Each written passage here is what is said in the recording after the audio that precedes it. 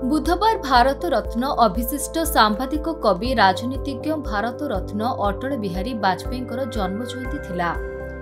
सारा भारत में तांको जन्म दिवसटी सुशासन दिवस रूप में पालन करा।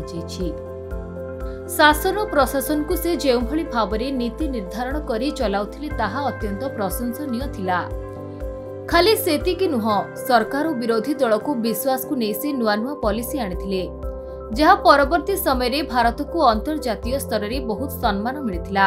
आज जदि पारादीप पूर्व भारतर विकासर द्वार पलटि से अटल बिहारी वाजपेयी भूमिका अन्यतम बोली पारादीप महोत्सव उद्घाटनी संध्यारे मन पकाई मंत्री संपद चरण स्वाई। चलित वर्ष बहु जाक जमकरे पारादीप महोत्सव पालन करा जायछि।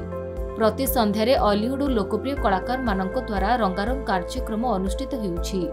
आसंता 31 तारिख में शेष हेबाकु थिबा एही महोत्सवर उद्यापनी समारोह रे नगर उन्नयन मंत्री कृष्ण चंद्र महापात्र जोगदेबार कार्यक्रम रहिछि।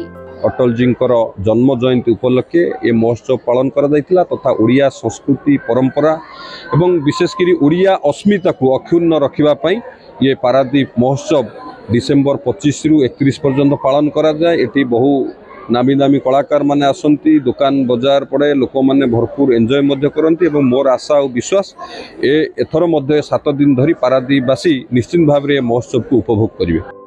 पारादीप संजय सेनापति को रिपोर्ट, खबर ओडिशा।